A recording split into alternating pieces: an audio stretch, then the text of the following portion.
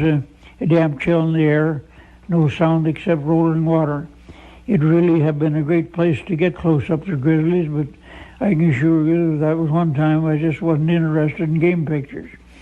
Ethel got in a hurry to catch up there. Sometimes there would be steep rock shoulders to climb over, and the trail kept leading on and up. It looked like we were getting a long ways back into the mountain, but it probably wasn't as far as it seemed, for a lot of the going was pretty steep. The trail kept rising all the time and seemed to be bearing a little more and more to the left.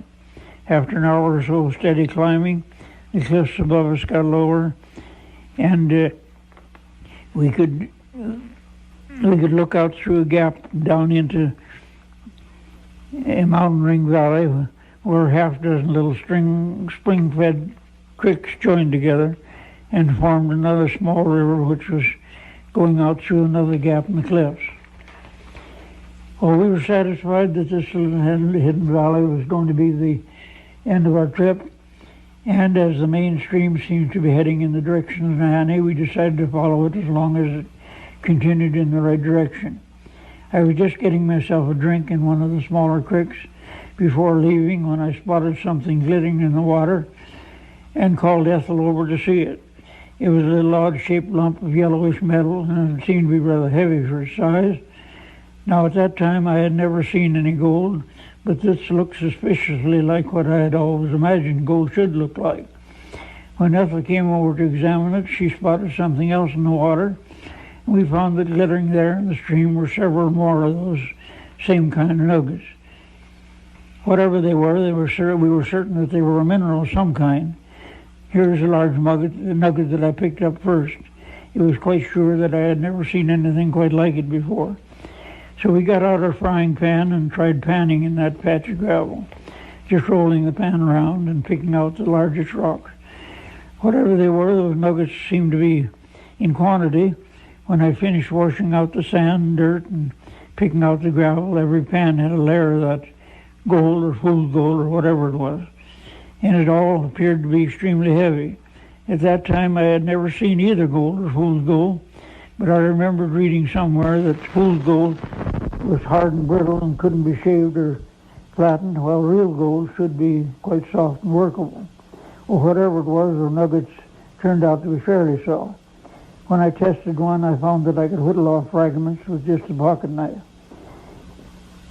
And when I laid one of the little round nuggets on a rock and pounded it with the back of the belt axe, it spread and flattened until it turned out almost real like a coin. Well, along with the weight, to me it added up to pretty good indications of gold. In fact, I was convinced enough that I set to work panning all that I thought I could carry out of there. We debated on whether to show these sequences or not, but we felt that you would enjoy seeing them and that it wouldn't be fair not to show our entire trip. However, just one word of warning, when I finally decided to show these scenes, I camouflaged the location of this little hidden valley so that I'm quite sure that nobody is going to locate it from my directions. I have often heard the old joke, something about keeping your savings in your sock.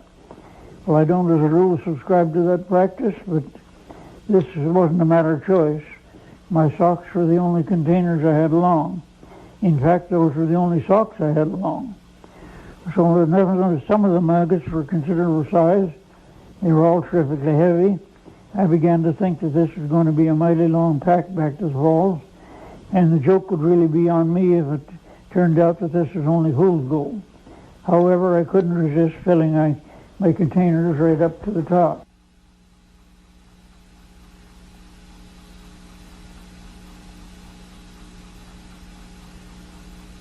Next morning, we got ready to leave what we were now calling our own hidden valley. We gathered up what food supplies we had left, along with the mineral samples.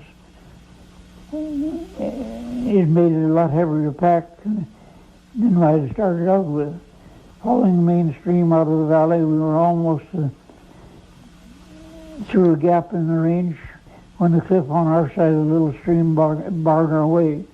It looked as if we would be almost past the cliffs if we could just get across to the other side. That current was very swift and looked deep in the middle, So I tied on the line, and Ethel held it while I went ahead to test the crossing.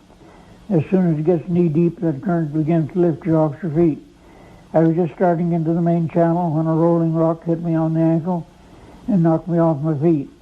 Well, when I was lucky that Ethel had a good hold on the line, but when I managed to catch my feet again, the pack sack with our food and mineral supplies disappeared.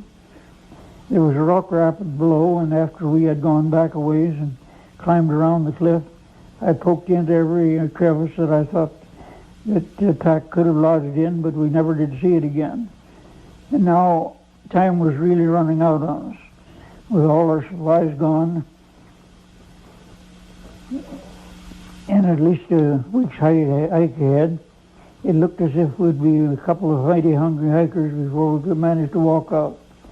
Well, the only way to get any place fast in the north is by water, and as we were wishing for our canoe, I got an idea that maybe I could manufacture a substitute that might get us out of there a little bit faster than paddling through the brush. This was just an experiment. I didn't know whether it would work or not, and if it didn't work, it would only lose us about 20 minutes of hiking time. But if it did work, it might save us days of pushing through the brush. So first I cut a few poles and trimmed all the branches off them. Then I laid out 2 of the long poles and tied the rest into shorter lengths, tied on crossways. I blew up the air mattresses, laid them on the top, and lashed the whole contraption together as well as I could with that 300 feet of nylon rope. This wasn't going to have much eye appeal, but then you can't expect everything. All we were hoping for was something that just might get us out of there a bit faster than walking. And it began to look as if this might do the trick. Our last pack sack with just a couple of blankets in it was now lashed down in the middle, and as soon as I pushed the raft off, it rode so high in the water that we began to get the feeling that it might carry us out. This didn't look like much of a canoe, and I had an idea it wasn't going to control much like one, but I cut a couple of poles which I hoped we could control it with. Ethel got set in front, and I got ready to push off. I had an idea that whenever I jumped aboard, about all we would be able to do was give the odd push on the bottom and hope for the best. When in over 3,000 miles of previous river travel, we have shot lots of rapids by canoe, but we never got on anything before that had the delusions of being a merry-go-round. That raft shot out into the main current, but no matter what we did, it absolutely refused to go straight. We'd push on one side and we'd push on the other, but it still went right around in circles. And when we tried to get ashore that night, it refused to stop. I had to pick out a shallow spot and get soaked before we finally did get to shore. When we finally got stopped that evening, we estimated that we had covered about as much country as we could have hiked through in 3 days. And who should come stalking around but one of those silly fool hens.